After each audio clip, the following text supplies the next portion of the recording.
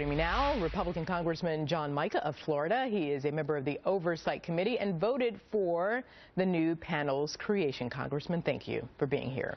Good to be with you. Thank you. Absolutely. So, you know, it wouldn't be D.C. without politics. But I ask you, sir, how do your fellow lawmakers proceed with this committee and put Americans at ease and convince them that this is not just a game of politics?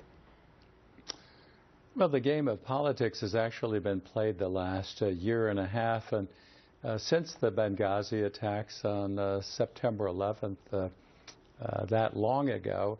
And we tried through the regular process, and we had 4 committees investigating the matter. But I'm the senior member of the Government Reform Committee and Oversight Committee, and I have never seen such stonewalling, such a lack of cooperation from any administration. What really caused everything to come unglued this past week was the discovery of a memo that very clearly showed that a lot of the blame, which was really orchestrated and originated, came again from people at the very highest level. You're talking about the email from Ben Rhodes that the Rhodes memo, yes. Yeah, instructs Susan Rice to blame it on the spontaneous reaction to a video and not a terror attack. And that wasn't. Go ahead, sir. Yeah, that didn't come through our committees. We'd asked for all the information. It came through a third party, Judicial Watch, a group outside that asked through a Freedom of Information Act. So I think that was the final straw. I myself did not support originally the creation of a select committee, but the Speaker lost patience. We all have. And this is a serious matter. 4 people, 4 officials of the United States were murdered in a terrorist act. And so I ask you, with that in mind, and of course I'm not at all implying that there are not lingering important questions, but, you know, after 13 public hearings, 50 separate briefings, how do you go about getting the answers that you're looking for this go round? Well, again, what's happened, and the public's seen it, and they've tried to do everything to close down the investigation. They waltzed around the 4 committees of Congress, now with specific jurisdiction in one entity, the Select Committee, and I think some good leadership. Trey Gowdy is an outstanding prosecutor. The 7 he selected are rock-solid people.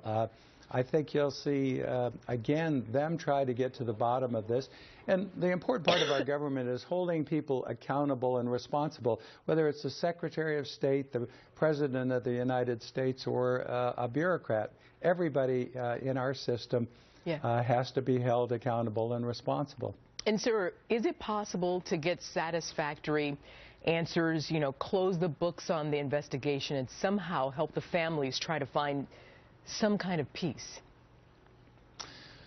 Well, we've heard some people, what difference does it make? And I think it makes a big deal of difference, again, that we get the truth, hold people accountable. But as you just mentioned, there are 4 families that have lost their loved ones, people in service to the United States. So we owe them at least getting the facts out and then holding people accountable and responsible and making certain it doesn't happen again. So that's part of our distinct responsibility of members of Congress and representatives of the people.